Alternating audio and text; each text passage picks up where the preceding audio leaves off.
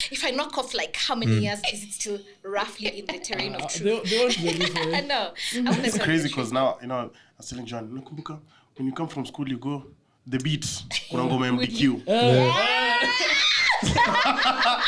So that's how long it's been music. Tunakumulika literally the light is on. Nilikuwa nafanya homework MDQ akirelease ngoma. Kwa kunya chai ile ya 4 p.m. Imagine ile chai. I think the Sandwich Podcast are promoting HC. Switches flying high in them private jets. Mada kumada beat lazima kai bada. Si niulize mbona nimenyanya. Si unajua niko juu ya shada. I seen you do it for clout. That's when nakwanga nimekudharau. All of my niggas are saying you what's up? Leo kamera zimo. Let's get tumemulikwa bana. Alright, mic check 1 2 1 2. It is the fucking vibes. Welcome to another episode of the Sandwich Podcast. You're here with your boy, the bad boy Owen. Sauti ya mama, Women's Rep 2027. Gani ingine? Niongezeni before damn, I'm not Ronald Bad bitch. Pettiest man. Pettiest man voted 2022. Yeah, former Habusu. Unajua ndio alikuwa tunaitwa Habusu is what? Yeah, they were arrested. Miss John. Get there. Yeah, and I'm here with my lovely co-hosts, starting with John Melly, also known as Mahatma Melly or Mama Lashes. Bad bitch. Me. Mama ya watoto. My name is George Nyamita. I also go by the name Paps. And it's crazy Joanne is saying Mama Watoto, yet she said there's 2 money she can never lack. 1 for the trap and 2 for so it's crazy. But anyway. Okay, wow. My mother will listen to this. Sijali nitabip. Simajua nitabip. Yeah, so mi pia mkona kijana wenye Black D, Black Diamond. Yenye mtataka. So guys call me Black D. No one goes with that. And next to me is the lovely, the gorgeous, the star. Hata words aziko. Yes, please. Drum roll, ama tumpatie drums. Drum rolls. Hello. Muthoni Drummer Queen. Leo sina leo tuna nduru. Nita edit in. I will edit it in. Make up on a breaking glass. Kila kitu. Everything. I'm very happy to be here. We're so happy. I'm so happy to meet all of you. Really? Manze. Unajua ulinipigia simu jana. Bro, niliona hata nimemwambia the same thing but siogopi kurepeat. Tuambie tena. I'll always do it. So nimechill na watch footer kwa nyumba. Afu naona 07. Okay, karibu 7 namba yake. Karibu 7 namba yako. Umesha crown. Nimecram yote. Sasa nimeshangaa nani labda ni busy utanishika, Kashika hivi. Sikia, "Hi Tony." So this is what? Hadi nikwambia akasema yeah I expected that. You're like wow amenishika like she got me there. Okay, sawa, nilikuwa so excited. It was really nice vile ulinipigia tukaongea have conversation. So here we start by asking each other how our weeks have been. So tuanze na nani? Tuanze na We'll start with her. we start with you. How's your week been? The week has been productive. It's been collaborative. We are knee deep in 2 different projects. One of the projects we're going to discuss at length. Definitely.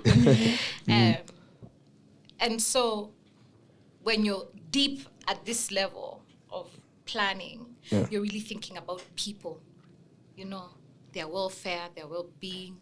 Ukona so many different groups of people you're thinking about. So sometimes energy this week ilikuwa a bit heavy because like the weight of the responsibility you can do, like it's real, like it's real people, it's real lives, you know what I mean? Like mkiblanda, so many people wanaweza kuwa like ukiblanda kubuy tickets, msanii anaweza kuwa stranded in a country, like that's a bad experience being, so sometimes the energy is heavy.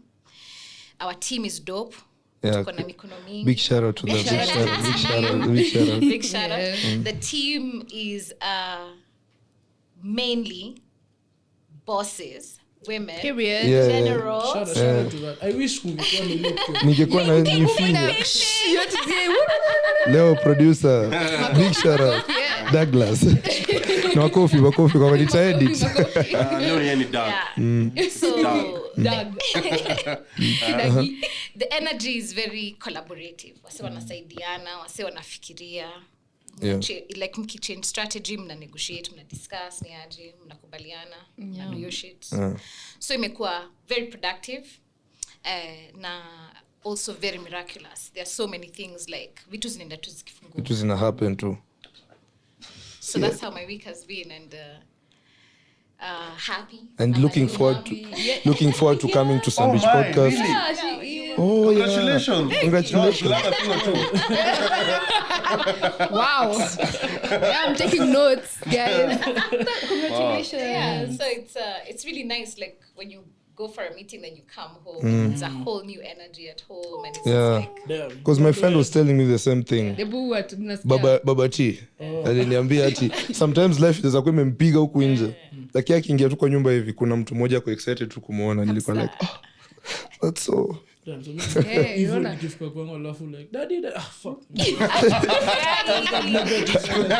sorry, maybe the kid does not pass the vibe check. Yeah. Is he making enough effort to be good like, for you? What Is the baby working hard to be a good child? Is the baby trying to be my Yeah, friend?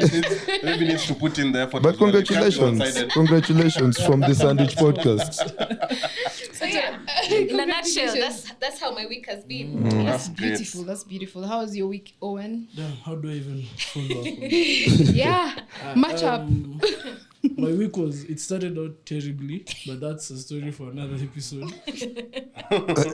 Yeah. During the week it was We'll give you a but mini-sode. I was also sad yesterday. My girlfriend is going to study abroad. So I'm officially in a long distance relationship. Sijui ni makofi.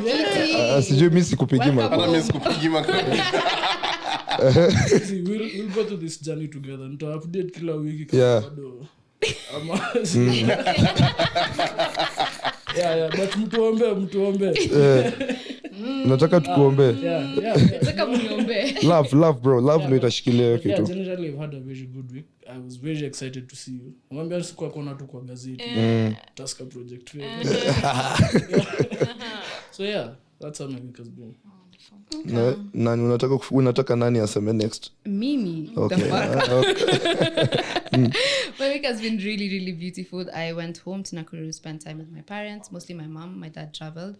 And it's just beautiful vibes. Ilikuwa na check. Just, Nakuru is bloody cold, guys. It's... Please, heater. Jesus, I Una need... boyfriend Nakuru? I keep on saying, you guys want to ruin me. Mtanimaliza siku moja. But sina boyfriend, unfortunately. I was just, in my blanket, having wine, Yeah, that was Eko nice sawa, one, eh. yeah. Oh Hiyo my, ninge- no, I get it. You're so smart. 19 years later. Sorry, madam. You voice. Yeah, my week has just been beautiful. Just chill vibes. I realized I've been having a burnout because November has been extremely busy for me. Actually, from September to November, it's been extremely busy. So just being home, I was sleeping all the time. My mom was just wondering, Sasa, uko sawa? I'm just like, hey, mom, nimechoka. I wake up, I'm already tired. Wake up, I'm back to sleep. So it was really nice to reset. I feel like I'm ready to disturb the streets of Nairobi again. So, nimekuja with a force. Yeah. Tunaanza kesho. Leo. Andoko blankets na Joe naenda ku Tessa. can't wait to see your outfit for that day. Oh, damn, please. Naanza kupanga sahi. Exactly. My type. Exactly. My week has been very exciting. First things first, it's yet another week of November sober.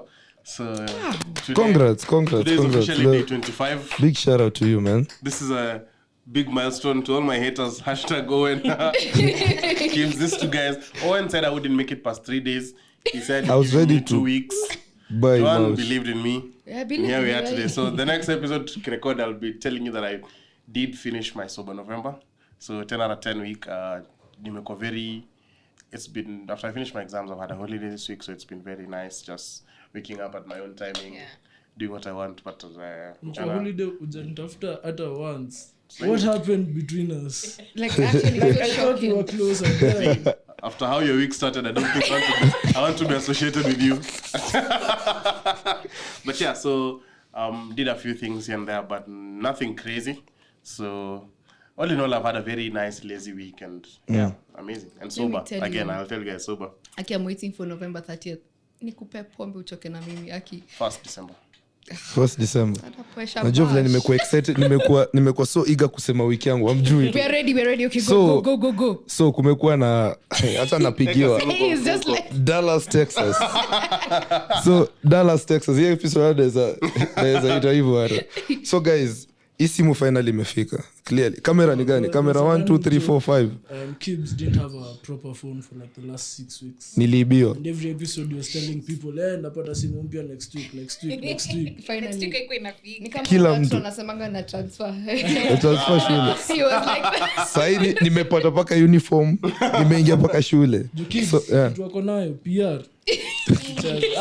And this is the first Facebook buy I've seen successful. You bought a phone on Facebook abroad. Like, that's insane.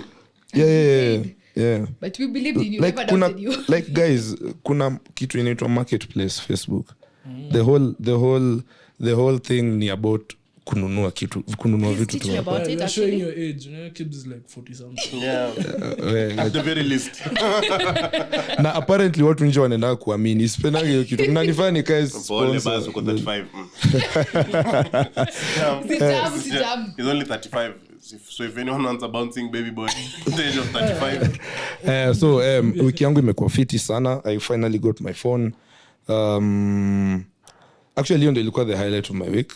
So zilikuwa zinapigana hapo juu closely na kupatana na MDQ. Kweli, yeah. So like wiki yangu by the way imekuwa, I had a day yenye tu nilikuwa nimekaa tu, sikuwa nafanya kitu yote, nilikuwa nataka tu kuchill. I was like, hey, imetosha, you know. Relax. Yeah, nitulie tu. So wiki yangu imekuwa to that easy. But Dallas, Texas, guys. You know what's crazy Dallas. about getting his phone? He really was so excited because as soon as he got it, he called me. First time. So alinipigia nilikuwa nimelala. He FaceTimed So me. alinikola kani confused. so I'm naamka like, hiya. nashika, I'm like hello. I'm like, hey, so bro, you want to send me this? I'm like, okay, sawa. Nakutumia da. No mbona nimekupigia na FaceTime. So he FaceTime and like ni FaceTime nimekupigia na, I'm like, haya sawa basi. Because we kept trolling him. But we're happy for you now. Thanks. I appreciate Really it. well. Appreciate it. First of all, I want to give a shout out to some fans I met in Nakuru. In Galit, I don't remember your name. I'm so sorry. I'm terrible with names. But big shout out to you. And he said I pass his highs and love to you guys. So please receive it. But I've forgotten your name. It starts with an A. I'm not sure if it's Alex, Andrew, Sikumbuki, but you're the guy. Yeah, okay. Yeah. So, Muthoni Drummer Queen, please. Tell us. Don't smile at me like that. Let me try again. You have such a beautiful smile, by the way. She has dimples, guys. Kuna watu wawili wako na dimples hapo. I noticed What did I tell you? What did I tell you? What did I tell you? I've voted 2 years in a row. 2 years in a row. Thank you so much. I mean, it's coming down to show. Kwani my dimples don't matter. Relax. No one cares about you. Relax, young man. Hey, babe. No one cares about you. Umekuja hapa wakanitoa game. Wamesema hata ujali. But yeah, so it's only me and MDQ have dimples in the studio as we speak. Oh. It's an honor. It's not a thing many people can have, but I'm sorry guys, maybe in the next life you can be blessed. But yeah. Chocolate So, apart from you having dimples, tell us more about yourself. Okay. I'm dope. Of course. I'm really grateful that my life and my mission are aligned. Okay. So, Could you tell us about the mission? Wow. You and I'm so nosy. Wow, tell me more. tell you more. I think a mission for me is in this life to do everything that's for me in my name. Yeah. And to really become to have the experience of being a powerful creator. Like, if I think of that shit, it happens. Producer, you. Dagi, Coffee leo. Bana. I hope umeandika hiyo chini mahali. Like, yeah, that's some crazy shit. Yeah. And I have a gift with music. Yeah. I enjoy it. I have a gift generally with words, but I enjoy music. I like making it. Music has offered me a way to build and refine my character. Yeah.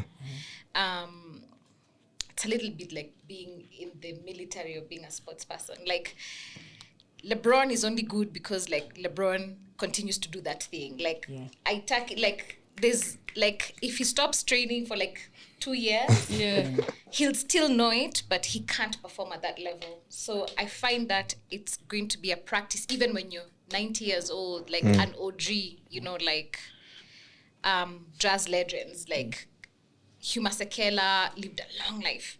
But even when you're an OG like that, bro, like, you gotta work at that thing forever. So I love that I have a thing that I'm going to work at my whole life, and it'll, like, form my character. But it's also opened the world for me, you know. I've had so many great experiences. For many years, I've worked with 2 Swiss producers.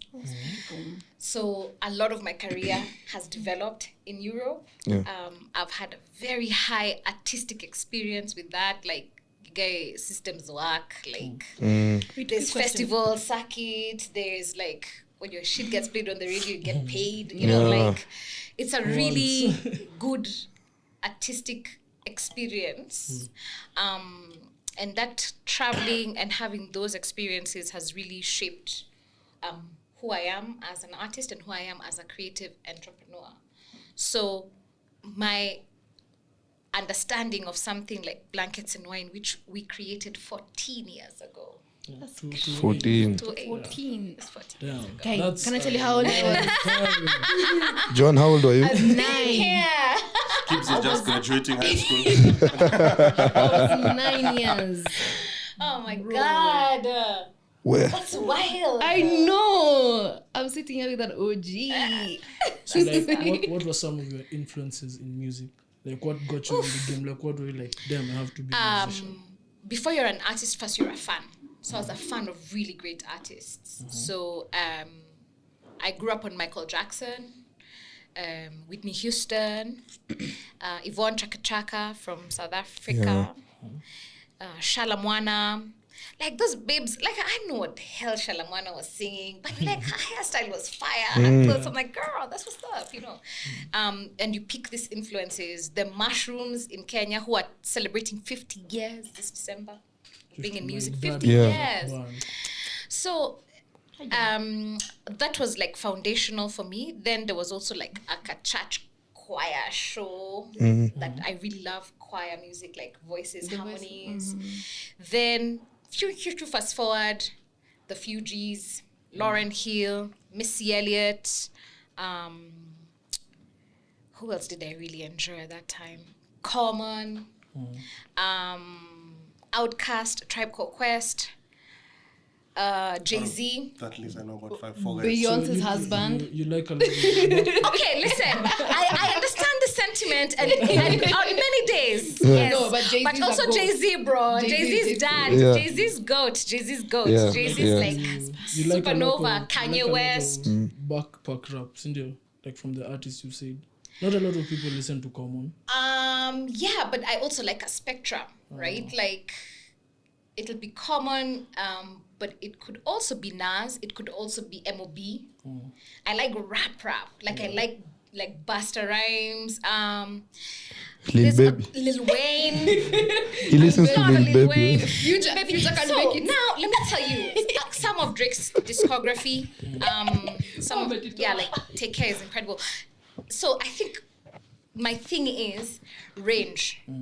To be a good creative, you need a lot of material. You have to have range. But I'm not as plugged, I would say, like right now, like I'm not very conversant, say, with Lil Baby. But it's not the artist. I think it's like right now the genre I'm enjoying, understanding a lot and thinking about, like, in a scholarly way, is like Afrobeats. Yeah. I'm very curious about Amapiano. I'm very curious about reggaeton. I'm thinking a lot about ethnic Kenyan music. So it's just because that's where I am sonically. I'm not very tuned into hip hop. I also feel like when pandemic began, like life was too gangster. I'm like, no, I need soft. No. I think I listened to the J. Cole project. Even Kendrick, I was like, bro, a bit softer. I need Calm softness. down, It's hard. Calm down. So Can I introduce you to my king Future? I want to plug Future. So I'm not like I haven't okay. listened to that now, but I'm also excited because of course it'll just come around like I'll be back at hip hop, then I'll be like, oh shit, I missed this album. Oh my god, you know. That's beautiful. Now that you said you're into like now I'm a piano vibes and like who's your current favorite I'm a piano artist? Because I saw there's one on that list. Obviously it's Musa Keys. Shout out to Musa. My baby, my Valentine.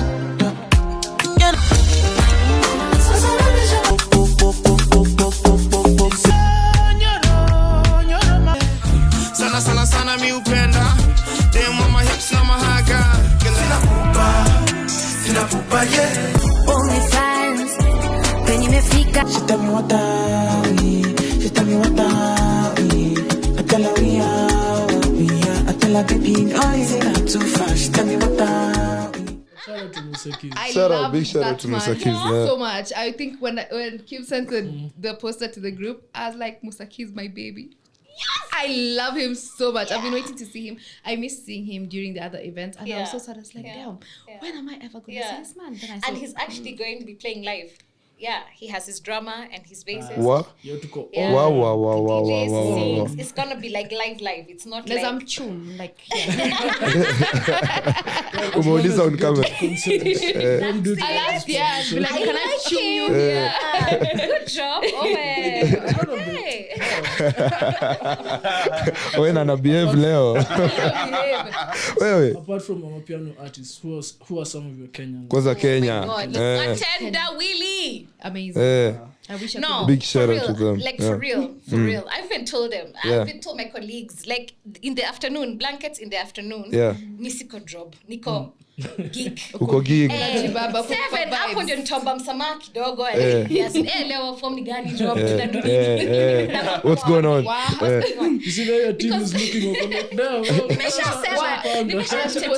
Nimeshajitetea. I'm like manze and we can talk about this a bit later, but like I love day events. Yeah. Day events. Na nilikuwa naisema kwanza twende to show outfit. You know. Guys, I need photos. I need photos out there with the sun shining, hitting my face. I need it. I need it too. And now I think palipia Kenyan music imefika. I mean, I don't know your opinion, but me I feel like kuna kitu inaenda kutokea. Yeah. Right? Like True. So back to Watendawili to overemphasize. Watendawili are very good and they've been very good for a long time. But there's a song that they released this year called Drill Rumba.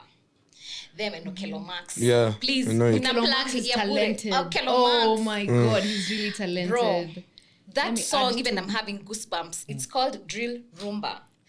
That is a song that I had and I'm just having goosebumps. I had the same experience as the first time I had Missy Elliott. Can you stand the rain? I was like, what the fuck is this beat, this voice? Like, it threw me off. I'd never, ever had something like that. That's how I felt when I had Drill Rumba. Like, this is an absolutely new, fresh sound. It's ours. It's international. It's such a nice little pocket of hip-hop. Yeah. But like rap, R&B, so Watendawili, I'm about it. But also everybody, but okay, so let me just give everyone the flowers. Rosa. Let's go. The Only Rosa. The Only Rosa. Oh, yes, yeah. The Only Rosa has been dope for a minute, and now like you can see the Only Rosa is just on the verge of popping. And I'm really excited for all the Kenyan female artists. You know, another artist in the afternoon, Wendy K. Bro. No, what can I tell you? Like R&B, bro, like Tuko tu hapa tuna update Bro. our playlist. I didn't know. and she also is a producer. Oh, wow. Right? That's She produces some of her own shit. So Wendy K, that's what's up. That you know what time it is. It's Wendy K. Then you have Ethan Mziki. Come on. Of course, Ethan. Yeah. Come on. Give Ethan his flowers.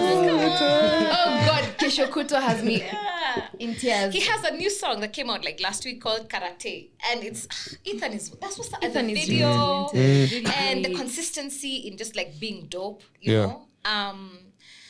Suraj. So Suraj is Suraj, another the DJ. yeah. He's Suraj the is DJ. Yeah, I know but him. he's actually a producer. So Suraj is a producer who then DJs so that you can know his music. Yeah. So those are my favorite DJs. A DJ who has a point of view and is making the music, right? So you will see that, for us at Blankets and Wine, our first focus is always like the creator of the culture, And Suraj, I keep telling him, there is Black Coffee. Yeah. Our next one is Blinky Bill. Yeah. Big shout out to Our Blinky Bill. captain. I met him in After South Africa. Blinky is Suraj. I put money on Suraj. And Suraj is going to be a big global star. Yeah. I've been to proper Boiler tastemaker. Room when Suraj was playing. Yeah. That set was amazing. And Suraj grew up in Kisumu. Oh. I also So grew there- up in Kisumu. Greatness tupu, like greatness tupu. Shout out Kisumu. Big shout out to Kisumu, yeah. Talent. Kisumu is where it's at. Yeah. That's too much, Nyavi. It was actually supposed to be the next capital city if you voted blue. Haja. That is contentious. We're going to check that story.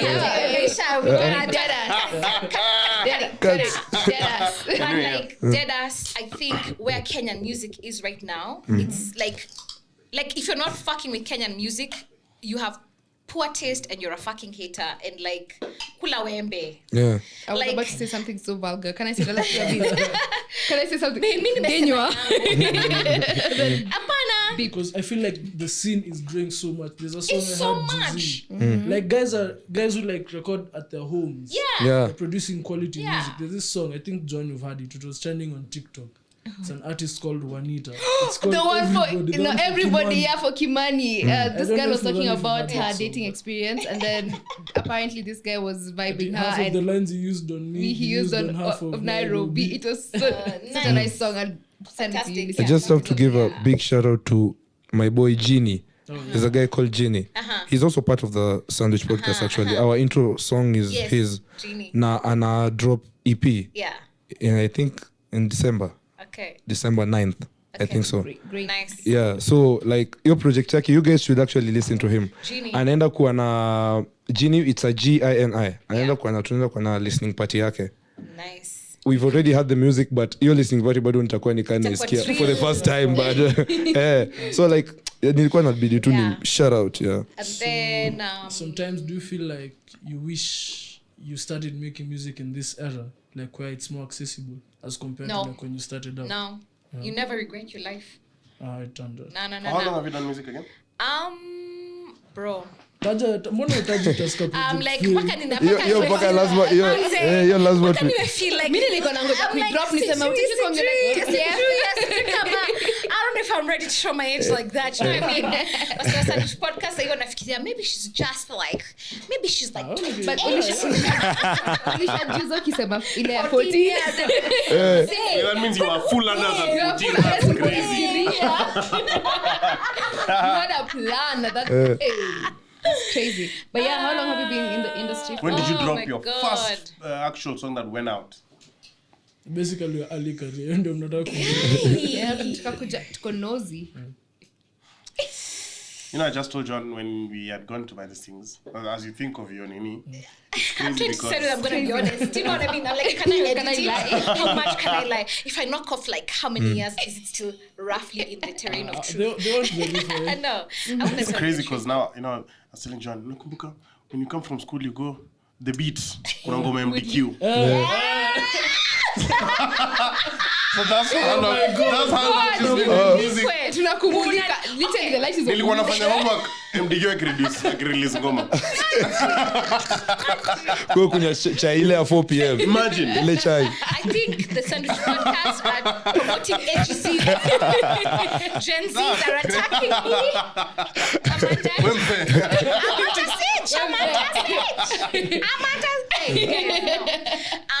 But like for real, my two thoughts came to my head. First, I'm going to answer your question, and that would be, I think, 2008. I think so about 14 years. My first song coming out. Wow. Oh, so when you're starting Blankets, you're also starting your career? Yeah, but I have a backstory to my career. Bro, I've been really doing this thing for a long-ass time. Between the time at which I was able to release my first song, Yeah, it should be 2008. At the time at which I was releasing, I had already had like years of building up to that moment. You know, like you've done a concert, you've written songs, you've done a concert, you've trained a band, you've tried to record demos, and you've done TPF, you've been thrown out. You know, because you remember TPF when I was a judge. The backstory of me being on TPF as a judge is I had been there as a contestant in the first TPF, and then I got kicked out. Season 1. You understand? So like there's a backstory, bro. We are here with old people. No way. You are a contestant in TPF1. Alikuwa the youngest contestant. Yeah. Alikuwa Mbappe hiyo time. He's the youngest here, so he's getting He's shocked. actually the youngest. The baby. The thing I'm gonna say though is the way I actually see it is like shout out to me for like Shout out to you. That's insane. That's crazy. Yeah. And also not everybody gets to have an ongoing music career. Exactly. There's some people who are only like in one era and then it's over. Yeah, I wish they could come back. And if you think about like if you step out of let's say music, if you think like in film, so like tell me a dope actor that you like or a Denzel Washington. Same, I was about to say. correct. Think about how many generations Denzel has been relevant for, because Denzel is 60 something. Wait, and he started when he was 20 something. God in Morgan Freeman. No. Silent films when guys weren't talking. I literally watched a documentary about this. Are you serious? Yeah, he was in like the first black movies ever as a waiter in the background. No speaking. Can you imagine now? I think and he still looked old. He was like 19. He's never changed. Black don't crack though. Black don't crack. But yeah, so if you think about that, the thing that's also interesting for those careers is the older and more distinguished you become, the more valuable your brand becomes. Yeah. And I think that that's the kind of career I respect and admire. Because the careers that were shown to us, you know, like there's this idea that youth is where it's at, like, and you have a timeline after which, like, you won't be sexy and like, you know, like women, like the definitions of like when you are meant to stop doing certain. Yeah, I remember. things. I think the one thing that had always been there before was your 20s are it, Like, and then now dynamics are changing. Like, oh, your 30s are it. Yeah. You know, so I think I And love people that in their dynamic 40s would say that. Yeah, my The 40s 40s are it. Yeah.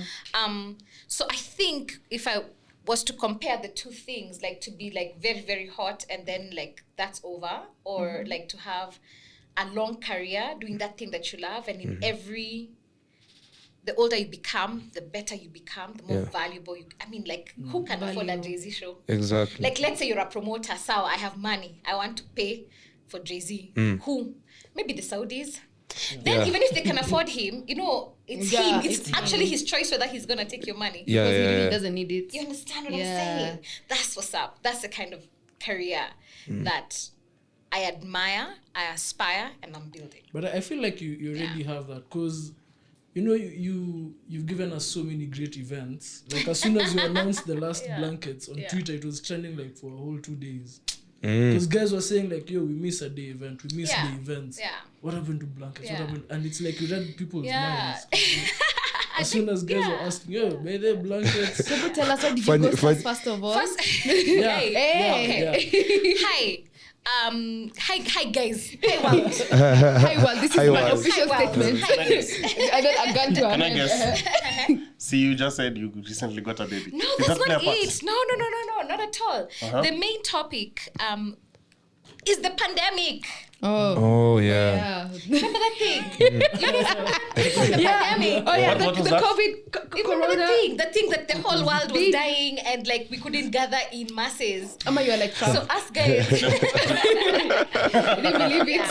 yeah. It's not there. But I also, you know, that was the main thing really, because the last blankets we did, in fact, we did back to back. We did December 2020, and we had a dope co-headlining Coffee, Sanel, Fena. I mean, we Niniola. did the thing. Come on. Then we did January. We had GoldLink, Blinky Bill. Yeah. I mean, we were doing the thing. Yeah. And then COVID. So then you couldn't do, and that year we thought that we'd do maybe, you know, a few of them in the year. So Yeah. then 2021, still more COVID. And us guys had just made a decision. Please just trust science. Don't argue with science. This thing is real. and don't be mass spreaders. And that was a difficult decision. Simple because we believe science, but difficult in implications. Like for a business that requires you to gather people, and now you can't gather people. So what happens? You know, my own career as an artist, you know. 2019, we did a 9 or 11 country tour. We did 53 shows in the year. Like, bro, like I really do it for real. Like, go on my fucking YouTube. And like, I do it for fucking real, bro. Like, I'm not doing Mickey Mouse shit. I'm on like some Kipchoge shit. Kipchoge, you just like, and also, it's also so useful when you're a Kenyan creative, even you guys, manze, sometimes step out of your own career and look at what is the equivalent in another career. And then like think about that, like Kipchoge, Eliud Kipchoge, that's like literally the world's greatest marathon runner ever. Like him, Serena, they're same level, greatest athletes, Akina LeBron. So, you know, like his deals are Nike, like they make a Kipchoge shoe. I'm like, that's what's up. That's my kind of vibe. Like that's the kind of it's just not career the artistry, it's just you can like branch out. Yeah, and also a career that lets you play at levels. It's true. You understand what I'm saying? It's like Nike is your partner. Like Nike. You understand? Like the leverage. The level, like but the leverage. Maybe they have comes, a shoe named after you. That's insane. Yeah, there's a leverage that comes at operating. Lupita, that's you operating at another level. The machinery is Hollywood, so then you're able to enjoy your artistry at the highest level. It's not even about a flex. It's like, if you think about, we have such a short time here on earth, we don't even know how long we have. This thing that you're doing, what's the point of doing it at a Mickey Mouse level? The greatest it can be, take that. Go big or go home. You can also not go home. Go big and go big. Yeah, but you're just gonna be running laps, you understand? Yeah. Like, if you're already in the field, just win. Yeah. And if you do your best, you're still gonna be running those laps, bro. Like, Angala win. So you're like, phew, I won. But anyway, back to the point. Pandemic happened, so we wanted to chill. Then we thought, like, 2022. But you guys also remember we had a very fucking weird election in the middle of the year. Yeah. And so us guys just wanted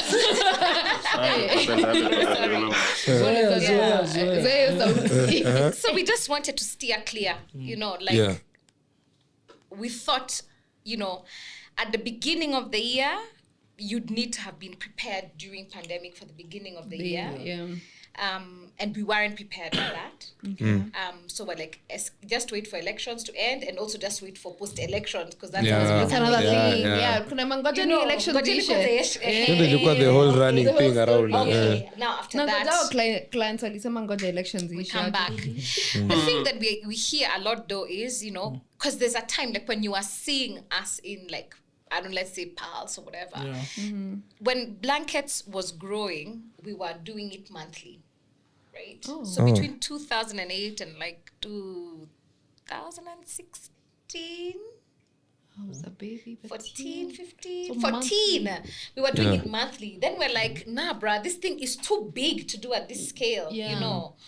So the scale at which we're producing the festival now is a thing. Understand? The reception was crazy. My small brother was telling me about it. He's like, John, do you know Blankets and Wine? I'm like, okay. I'm like, I'm older than you. He's like, I cannot wait. He was so excited about it. And I'm thinking about that demographic because he's 20. That demographic knowing about it and he's telling me all of his friends are ready. Wako too ready to and go. You know that's because of your name, MDQ. Like, you have a consistent brand. As you know, Wakadinali. I'm gonna be a Blanket. No, I'm not saying that. I just want you to know. They are home of exclusives. Wait. Once again, now we home of exclusives. Explain that, right? So, Ska Mkadinali. Napenda Ska na niliambiwa nafanana naye kidogo. Even mimi nampenda sana. Okay. Ska, zip love. Now, did you hear what he said before you continue? What did he say? That he was told he looks like Ska. Kidogo. Having Ska does not really look like Ska Mkadinali.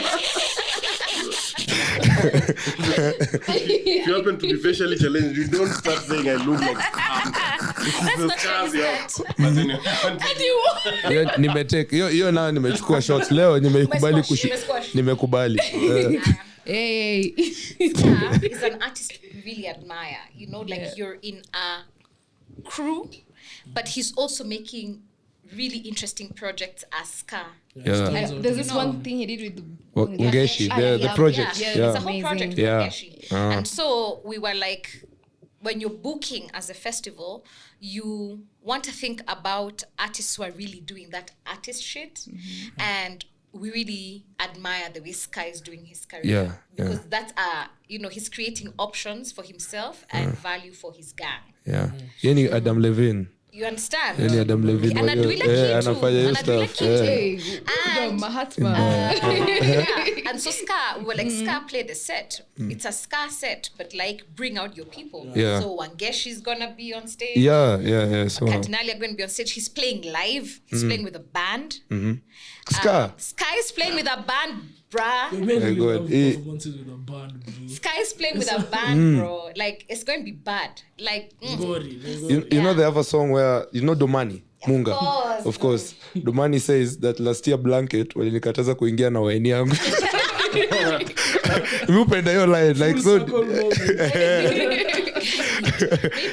Maybe mlimkataza kuingia na. Unaona mna inspired lyrics za wasanii huko nje. Nimekumbuka sasa. That's actually so funny. Oh. Yeah. So like, what was your? Why did you start Blankets? Like, what you see in the space was lacking, and you're like, I can provide this. Yeah. So when I was starting, a sentiment not sentiment, fuck my feelings. The reality was the opportunities were very geared toward top 40 pop music, Kenyan music. That was Kapuka. And that's fire, and I fucking fucks with that. Yeah. I just think that the sound should have developed a bit more. We need to... That's the beauty of art. It starts as something and then it keeps evolving. Growing. It has to keep evolving. Yeah. Ikikaa pale, hakuna growth, hakuna. Yeah. So, but the artists who tried to innovate Kapuka, it was like, there's no space for you guys in this opportunity. So whether it's radio or shows, so you had to figure out your own way. So the way I figured out is I need a gig. So I started a gig. To be featured in your gig. To be featured in my gig. You understand? Yeah. Space for yourself. You said step on a space. The table. You're the first participant in the table. In the table, yeah. So inspiring. I swear to God, that is so fucking wild. I love it. Create space for yourself. You build your own goddamn table. On a notebook. Yeah. But then there were also many other artists, better than me, different from me, who had also found their own tables. So artists who were touring at that time, guys like Eric Wainaina, he just made his own genre. Yeah. So I was like, yo, bro. So now if you pull up with your audience, me I pull up with my audience, this other artist pulls up with their audience, we coordinate audience. I take the risk.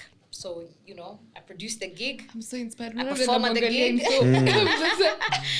And it was dope because the artists were like, hell yeah. I mean, it was such a low risk for them. It's not like they're dying of opportunity. Yeah, so they're like, even if, they're like, we'll come and we'll see. I was a pretty serious young person. So they're like, yeah, that's what's up. This babe amejitolea kona bidii. Look at that dog. Dog in her. Understand? And then the audience who are coming, because it's really your friends, just the way we're talking about with your friends. It's your first friends who pull up. Who pull up for your first gigs. And then it's your friends who told your other friends. Your friends tell their friends tell their friends. So word of mouth is very powerful. Very true. And I'm sure you guys have experienced that. Yeah, from our live shows. So, but just like that. So the audience is extremely prime because it's like your homies bring their homies bring other homies. Yeah. And we literally, that was 2008. So around 2009, now Facebook had started to become a thing. And I remember. Now, as a 2-year-old from your mother's womb. He had just turned 12. 12. He was old. 22, sorry. 40-year-old man. He had just turned 22. I forgot, I was 30-year-old. No, 40. But 30 ni ya wageni. But as soon as guys started to see the pictures, they're like, oh snap. this is in Nairobi. Like, where is this? You know, FOMO, it's a dope venue. So the FOMO. But I really want to say that the FOMO was a result. It was not the purpose. We're not trying to stunt on anybody or flex. The point was, you probably don't know these artists on the program, or maybe you know them. Yeah. You don't mind. It's going to be a good time. We're in a garden. Vibes. Bring your picnic. Bring your wine. Look cute. Bring your puppy if you have a puppy. Come for a date. If you haven't seen your mom, bring your mom. Yeah. They're drinking. Anything. Yeah, Watch some tunes. So when you get there, the venue was immaculate. It's immaculate. It's an outdoor Where was the first garden What was the bar first venue? called Tayana in Ridgeways. Oh, okay. Let me tell you, I don't want to expose this. Beep yote. Yeah, it's beautiful. Yeah, tabia pia. Vile karibu niseme namba wenyewe.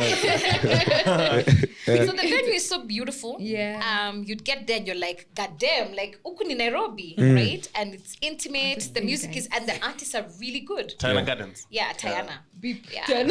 So it was so easy for the thing. Once you came, you were like, just tell me when this thing is. And so we just say first Sunday of every month, it's a date, and we are here for the year. Yeah. And so it just grew like word of mouth, just like that. And then it's a useful platform for artists. So FOMO comes after. In my view, I think it's like really useless to try to do something to impress guys. Just do the best you, and the best you attracts the people for you. Kizuri cha jiuza. Kabisa? Na watu wako watakupata. Okay, Mahatma, fine. Take my name. Wisdom. Sawa, Wisdom. chukua. So ilienda tu ikigrow. Ikaenda ikigrow. And then like in no time we had basically played all the artists who could play on the platform. Yeah. So this is why we said bring artists from other places in Kenya. You're like, damn, wow, sasa tumesha we exist can't kila mtu. exactly. Tushaplay gig mara tatu kwa hii mwaka. God damn, we need Tulia variety. sasa, Audience wataboeka. Endo walike mawimbo tafadhali. That's when Tutakuwa nimeona on artists the mnaleta. same. I was So reading that's why we said somewhere, was a- Sauti Sol performed their first album at Blankets. Yeah. 2009, that's the first Niliona, we ever niliona. gave them. So like ilienda tu ikigrow hivyo. Wasanii wa Madru, tulianza na wasanii wa South Africa, my legends wanna come through, they're like, Kina what the Ike. hell? Like first, you know, they're like, Kasa. Hiyo kwanza FOMO na nilikuwa mdogo. I felt it. I felt so yeah, the bad. Mikasa show is wild. But like even for them coming here, it was such an incredible experience because it's like you're saying all these many kilometers away from home, guys know the song, they're singing it, they love it, like the Unakuwa radio mind is blown. playing our music. Exactly, and just understanding like, oh shit, I can expand my bag. So blankets and wine is a very useful tool for artists. It's like when you go somewhere is when you discover like, shit, these guys really know what's up. And the Kenyan audience really knows what's up. Like we listen to a lot of music. So I also think it's like, I don't believe this thing that you guys are not listening to Kenyan music. What are you about? Guys are listening to Kenyan music. I need that notion But we to are die. also listening to Other music. Yeah. So that just means we have a good wide taste. That's not some shit that we should be punished about. You are okay to love Booty and at the same time love Costa Teach. It doesn't have to be either or. Yeah. You know what I mean? You don't have to choose. And Booty is fire. Like Shara Butros. Kwani huyu Butros chini sai. Big shout out to you, Butros. Pole sana, I'm so sorry. You want me to make nicknames? So I was just like, So, in this journey of organizing one of the biggest events in Africa, Yeah. what That's are what's some up. of your highest highs and your lowest lows? Hey, I think our lead producer who is sitting there behind the camera is the Akona- one with the akona story. episode. And you're not answers. apewe mic. hata si tutawaambia yetu. You know, because we're also getting into that scene because of doing live shows in our Yes. podcast. We'd We're also about to like do to our learn. third live Yeah. We'd like to learn Oh from my you. God, you guys are growing. Yeah, because we are doing our third live show next Third live year. show, actually, the third one next year. Yeah, next year, beginning of next year. Tushawambia sasa niwaambie home of exclusives. Najua ni yetu lakini home of What's crazy exclusives. is we've kept announcing this live show from like August. Like next month. Stay ready, start saving for buying tickets. To November, we've already said next year. But don't worry, this is what happens when you're doing some of these things. So you just keep Like feeling this is one bad. of our challenges. Yeah, you know, we try to fix to plan creative something, as well. and then life just happens, and all of a sudden you can't do it on this specific time. So it's it's insane. Yeah. But we'd like to learn from you. So if you can share a bit of your highs and your lows. The highest, some high highs.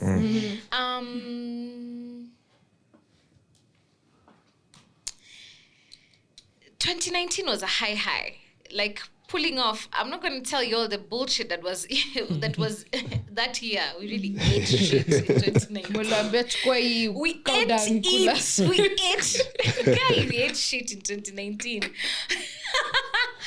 But at the end of the year, we were just in the gig, and then our lead producer, our main boss Justine, she just wrote for us in the WhatsApp group. The number, we've broken even. I was just like, Jesus, I need a drink. Hey, yo, bring me a shot. but Captain, it's only Tuesday. So just like, okay, nitangojea cocktail for the end of the day. But it was such a victory. And also, like, in 2017, I think, we brought Chronics. Now, we had such a profound experience with Chronics, like tulingana tu vibes na to a manager, like biashara ni relationships podcast. So huyo to a manager, like 1 month to the gig akatupigia niaje coffee, tunapiga show in Ghana, nataka ku-explore East Africa, and because we had a good experience with you guys, your dibs mnaonaje? Yeah, like okay, ngojea kwanza. Sasa tumesha plan. Blankets ilikuwa inafaa kukua in January of 2020. Tumesha plan, tumelipia Gold Link, like tunaendelea. Now tumepewa opportunity ya coffee, but coffee inapatikana in December. So we're like, right, since we're planning January, we're just going to plan a whole new gig. For December, we were about like 6 weeks to the gig. We decided like, it's a new day. Okay, now find the artist, calling Sanel. Like, guy, like having so many precarious moments. There's the sponsor is in, now they're not in. Oh my God, it was death. It was like that, like, and I was on tour. Justine is Nairobi. We're trying to catch each other. Sometimes I don't have network. Flora, oh my God, it was, guy, we ate shit. But then, when Justine just put in the group, we've broken even, I'm like, bitch! Yes! And then wakajibamba. When she came on stage, I'm just like, fuck. That was so It was amazing. good. Even inside the gig, we were still eating shit. But now I was like, now we're okay. Like, some other random couples pulled up. They're like, siya tukuambua kuna gig. We missed the whole of Sanel there negotiating with Kali. Shit. Like, you know what I mean? Si tunajua. Tunajua. As your recent encounter. As per the last encounter, you know. So, that was a really high. What's a low? In 2019. In January of 2019. So we have 2 festivals. So there's Blankets and Wine. And then there's another festival called Africa Nouveau. I told you. So when we're ready, I'll be back at Sandwich Podcast. Open invitation Utaniambia venye tunafanya Africa Nouveau, because your gig iko na vibe. Like, because watu wengi hawajui. Kama like, man, first it's a camping festival. I've heard of it. Vitu wholesome. Like, tunafaa tu tuende place mahali wase waingie tu zone, in the ways wanajua kuingia zone. Tukule different ways. And stay in the zone. Tusikilize tu music from Africa, my vibrations, my ancestors, wanakelezea, tuna like revelation. And Nouveau.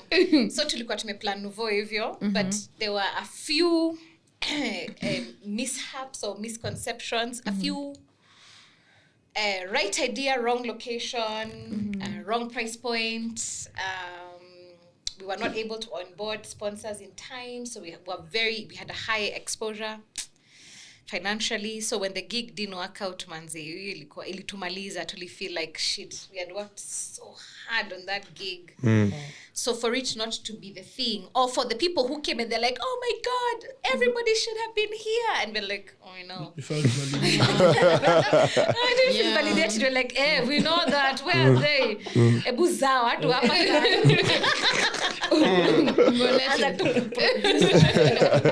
Please. So yeah, when things don't work out, when you know that you have to have had conversations with people who've trusted you, vendors, suppliers, when you know you haven't met artist expectations. Yeah. Artist unakuangalia, kurank na venye alikuwa amekurank, shoma anakuangalia like Kumbe una joke. Kenyans.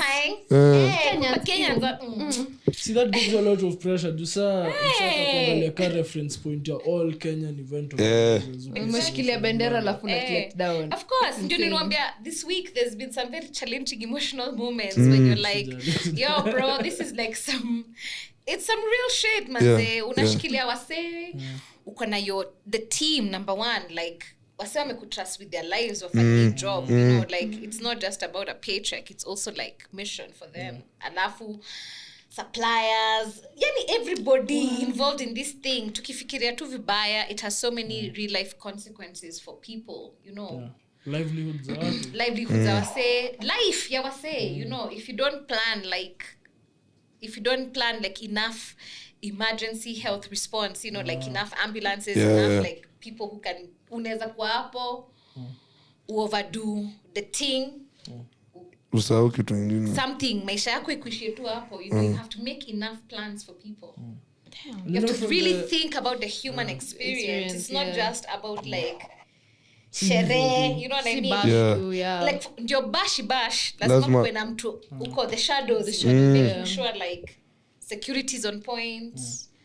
But a lot of those things to solve na venue. The new venue. We're in the home of heroes. We're in a new venue. We're in the home of heroes. We're in the stadium finally. Kasarani Stadium. Is that where jazz used to be? Used to be. Yeah. It's a good. It's a very good venue actually. I mean, already just like parking, your shit iko sorted. Kuna lighting. You understand? Ukishaingia like day and night. Unaweza kuja na outfit change, you know. Exactly, yeah. Unaweza come na outfit change, you know. It's an exciting challenge to figure out how to set up the venue. Our producer, she has so many ideas. It's going to be dope. You have to get professionals also to validate your ideas. Like, where's the plan? You can't just wake up and be like, wase, boom, come. I mean, you can. Now show, come, simniamini na show. Yeah, you have to think about it, and then you have to set it up for artists to really succeed. Like, you can't just be like anything on stage, you know, like you've carefully selected the performers, so you also have to put them in the right performance slot. You have to run the program on time like a fucking machine, like so it flows. Get in open saa 12 noon. 12 ting. Get inafunguka. Aya, wacha explain your day. So 12 Black Kids amesema home of exclusives. We're explaining this exactly thing. Ndo msisema mkuambia. The date. The name ilinipea hype excess. Kenyan Summer. Kenyan Summer. Come on. Booty shut up, we up. That's itabidi naingia gym. Be like me. Be like this is the way. Ting. Kwanza acha nisodanganye. Let me not give you false hopes. But yeah, outfit ideas. Watch our guess. Exactly. Yeah. A Kenyan Summer. So the first thing is it is literally our summer season. Yeah. Like from 23rd of January, December, 22nd of December, and it goes I think till whatever the 3 months, March, I think, and March is when the Kenyan Summer ends. So like literally, if that is literally it. But so you need your arms out, legs out, legs out. And then, you know, as you get closer to the gig, we make sure we look at weather, because one of the things that often happens in summer is a light drizzle sometimes, not always, but it is part of summer. There's nothing wrong with summer. That's not a problem. That is the time to kiss somebody. Yeah, yeah. In such romance. So in short naambiwa kuja na mtu wako. Ama ukuje utampata hapo. Utampata huko. That's why you need to come. Lakini hata mtu akislack unaweza pata mwingine hapo. Unakuja mapema. Actually hata unaweza kuja alafu muongezeke. You understand? Wengi. So blankets don't community. partner. Stop you from finding your soulmate. Yes. You understand? There could be multiple soulmates. I'm judging you. Yeah, it's That's why allowed. you gotta come at 12 so that you can situate yourself, so you can be like, I But beli ya kwanza. Beli ya kwanza. Beli ya kwanza. Kula ndio umalize hiyo party ya kukua like na machakula by the time you understand. You understand where the toilets, you know, as a gali, you have to know where toilets are, strategic locations, where the secret toilets, because there's always going to be some secret toilets. Ujue your place. So situate. Yeah. Too sharp ting. Tunaanza wimbo. Too sharp ting. Bash. Hivyo. Bash. Oh, we did say. Yeah. The date is 21st of December. Wednesday, 21st of December. First of all, I just have to ask, because people have been crazy about this. Why a weekday? Tell me, what do you think? Wednesday, 21st. Bro, Nico out. To me, that's my idea. Unemployed, so kila siku. Hapa ndo uko kazini. Bash. I mean, I feel like it's very, to me, it works perfectly because weekend means Christmas. And now people are usually with family, and at that period of time, people are usually off. So bash.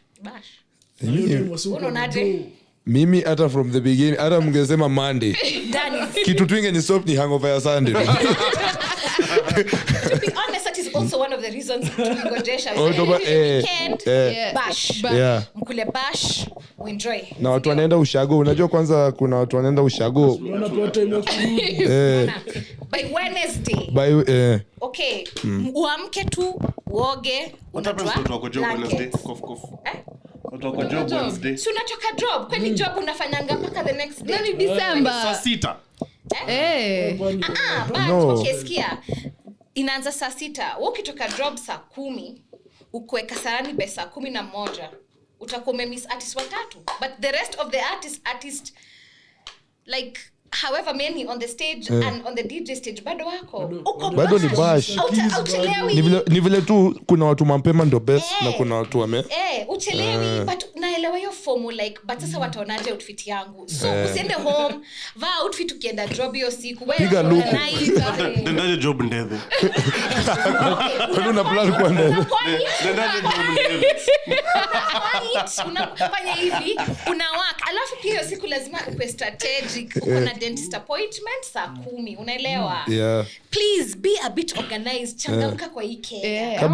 Best yangu ni unaweza omba mapema. But here is 21st of December. Unless when you umeshikilia kifungo ya ofisi, sawa? Huyo anafunganga. Okay, sawa. Ndio anafunga ofisi. Hiyo siku 5 ikifika tu 4:59 unaanza tu kuzima mataa. Zima mataa. Laptop. Ama nisifungue kila mtu aziende job yote. Honestly, utatoka job 5 utafika festival 6, you are right on time. Uko tu on time. Hauwezi chelewa hiyo siku. My guy, hakuna kuchelewa. So unafika sana 9 sharp tunaanza muziki. Bashment. Bash. The last ule DJ wa kufunga main stage ataingia stage saa 6. Literally hata ukifika saa 6 usiku bado utapata something for you. Na ni DJ mnoma. Who expose nani anaanza kupiga kwanza? Ngoja, relax. Bado hatujasema DJ. Keshapatia tu Home of exclusives. Alafu pia lazima imagine in case ukwe too overexcited like nona Owen anaweza bash sana. Excited by saa 9 already we have lost Owen. Huyu. By 5. Amena kunap.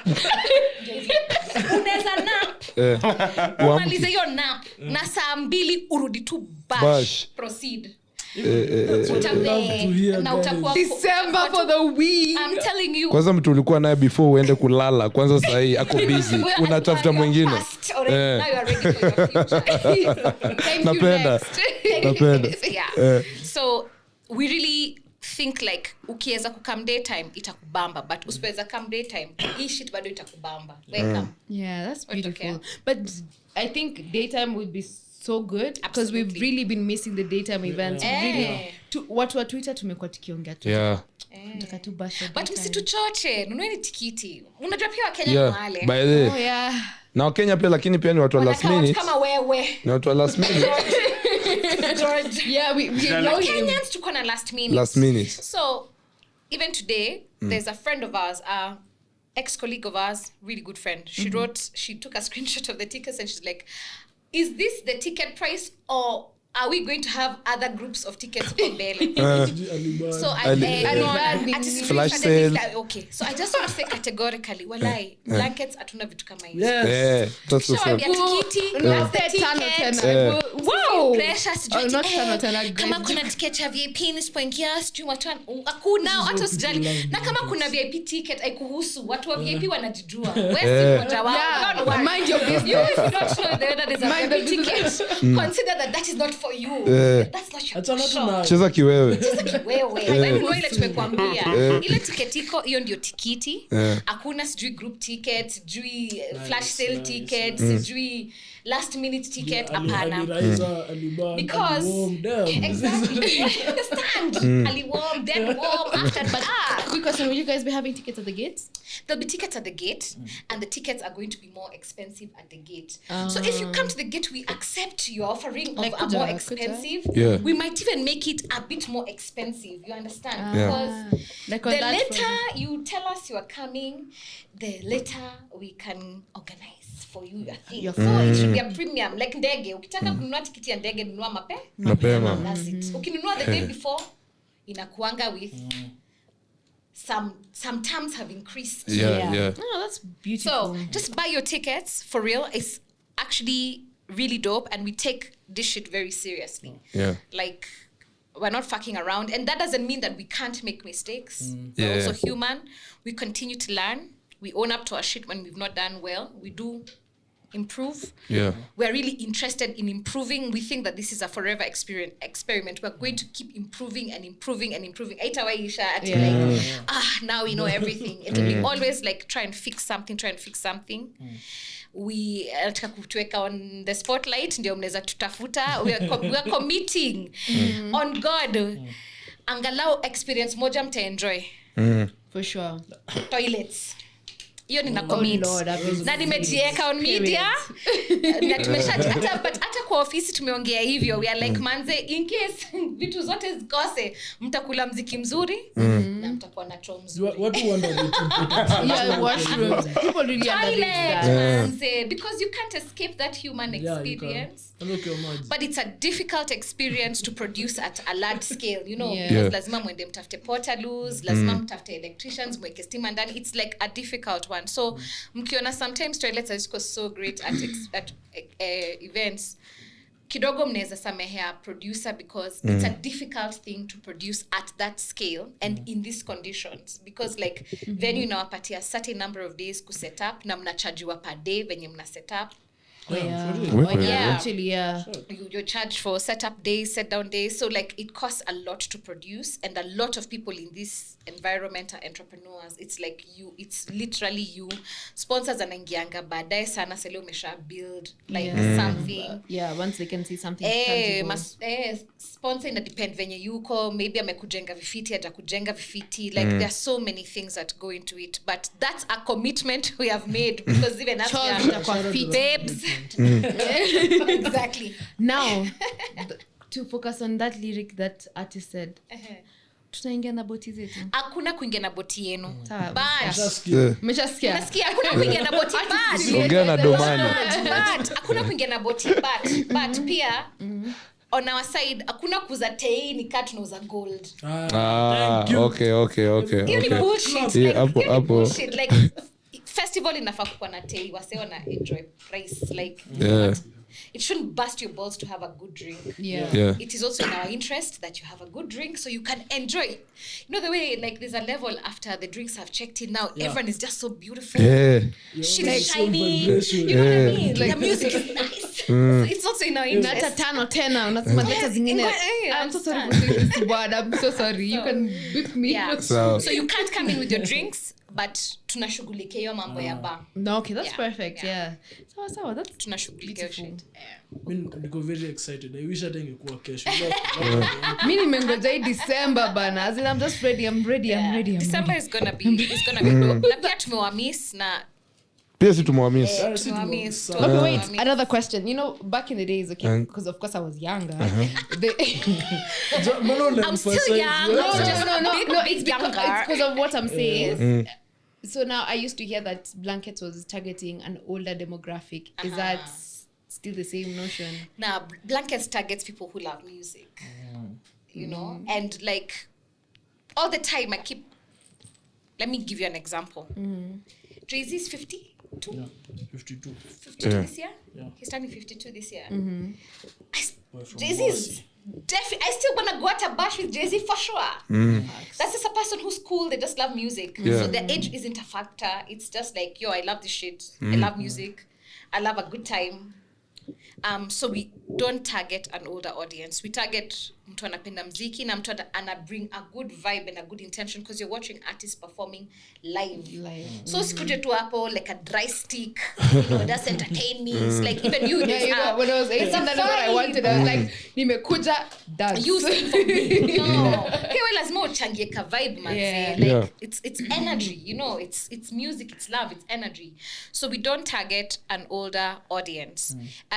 But the first audience of Blankets, it's been going for 14 years, were millennials, right? So the millennials who started coming at that time when we started were like 25 years old and above. So that's how, like kila kitu inakuanga na rika yake. Ati pia nyinyi mna rika ile inasikilizanga hii podcast. Yeah, true. Na after a while, because you will be successful, you will start to see like now at Blankets where it's like, oh, we have multiple generations. Because now some of the older millennials have kids who they can come with. That is so pure to us. Because it's like, it's transcended a generation. And in between here, there's like Gen Z. So you start to see the vision like, oh shit, 40 years from now, this thing will have been going for like 54 years. That shit should be so pristine because now it's going to really have multiple generations. It's like my guka used to go for this thing and now I'm at this thing or I'm at this thing with my guka, right? And for me, I think that's divine. That's the vision. That you build something that just transcends, like A legacy. Legacy shit. Me now bash you have a nitapiga. legacy thing. And if you come... 670. If you come with, like your family, there's a family zone. And then also, as guys, we kick your family, our kids out by 6 watoi when they're home. Wekata maji. Sasa mtoto wako ako hapo tu ana freeze kwa baridi anangoja hata elewi inaendelea umelewa. Na jakata. Yes, vibes, no. Right, build your vibes. So we literally have a zone during the day. Mnaweza enjoy na mtoi wako. Ikifika 5, mzazi, put that kid in a car. Aende home na auntie yake. Baki sasa wewe ukue adult time. Big adulting. That's really good, especially knowing that you're also accommodating people with kids. Yeah. It's gonna be so This is why we missed Blankets. You consider everyone. Thank you. So guys, tuko in the last 5 minutes. Hapo unasema mambo yako. Last 5 minutes. Mtu asiyeitaka kulala cell. Wacha tu ni wao. I'm not gonna elaborate further. Yani hadi episode ingine. But hiyo ndio message imekuja kwa Minisode. One of the cops that alisema na nyinyi kama mnajulikana sana kwa sababu mnaza sandwich.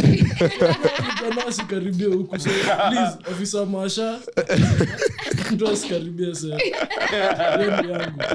Hiyo ndio yako. sasa. Tukutane Blankets. Damn. Yeah. I'm not gonna do anything. Come on, guys. You're going to be with us, so we're gonna have a good It's so time. dope to be with your babe, but like Blankets is back. Wow, acha Like nianze your kubook. kwanza kushikana tu kwa lights usiku. Mimi hapo nabeba kikoi. Hiyo ndo blanket. So kuna kitu nilikuwa nataka kuambia. Nilikuwa nataka kwa show. So nilikuwa naambia vile nilibuy simu whatever. Yes. Huko Dallas, Texas. Yes. So my friends walianzisha wako na company which brings goods for people, wana ship goods for people. Yeah. Nice. Inaitwa Tribe Logistics, na muione kila mahali Tribe Logistics, and the affordable ni wanoma. Au ndo alinifanyia, au ndo aliniletea simu yangu. Yeah, na niliwapata later on, like kuna mtu karibu anifanyie monkey business, but saa hapo wako secure pia. Tuna plug watu, tunasahau ku plug the main sponsor. Shout out to Spotify. Spotify of course, always shout out, big shout out to you. Kwanza kuna branch tunaenda next week on Saturday. So the dress code ni you have to bring your favorite music to life, just like your favorite song. Yeah. So unaweza imagine, so mi hata najua vile mi napenda wakardinali triple XL jacket na kutafuta niko na jacket big already unakaa like the tag minister kardinali. So mi ndio tulikuwa yangu, mi nilikuwa kuambia that. But we've had fun. Yeah, I didn't know you'd be this open. Nimebamba sana. She's so bubbly. Sana. I'm glad. Inaenda kuringa leo niliketi kanda ya Superstar. Of course, hadi mimi snap. Mi najua my next picture nishajua ni gani. Sitawaambia next picture na post. Nimeshapiga picha of God. Kuna anything George to say? Kifunga. Mbona mnashikana hivyo? Kibs ako very touchy na nilimkataza hii shit. Hiyo ndo love language yangu. Don't touch me. Physical touch. Other guy, don't touch me. Sawa. But yeah, thank you so much for coming through MDQ. It's great to have you here, obviously. Yeah. No, the OG when a Kibs ndo mmeko kwa hii game for No, exactly. Uko na career tatu. Yeah, so we just hope that we're going to see you guys at Blankets. 21st of December. 21st of December, yeah. Kenyan I Summer. don't have much more to say. Just your Kenyan Summer, 21st December. John? It's just been such a great time. Nice having you, nice meeting you. Such a darling. I can't wait to bash with you. Nikifika hapo Blankets naanza kuchoma. No, sini judge. I'm actually quite blind to my nonsense. Nachoma sama alafu after that I can reset. What happens in blankets stays in blankets. Exactly. Yeah. So I'm really looking forward to such a great time in Blankets. It's actually going to be my first time attending it. I cannot Big shout out. Mimi nimeenda tatu. Your age is showing. Manze kujeni mvlog. Sindio, nafaa ku. Hiyo lazima niko na vijana wangu. Make sure like mume after some point yeah, I'm like cut the cameras dead ass. Yeah, of course. Dead ass. Yeah, but we're going to have such a great time. I cannot wait. So guys, on the 21st of December, Kenyan Summer. Tuko ndani. Napenda jina sana. First of all, that's a topic for this Kenyan Summer. Title yake. Yes. Any last thing unaweza kutuambia? Mimi naweza sema asanteni for real. Yeah. First shout out Rono is one who put me on. Big shout out to Rono. Girl. Rono anakuanga sweet. Rono ni mtrue. Mimi ni stan like na For believe. real. I believe in Rono. Video. I believe in her. I believe in her. But I also believe in you guys. East Thank Africa you. grow.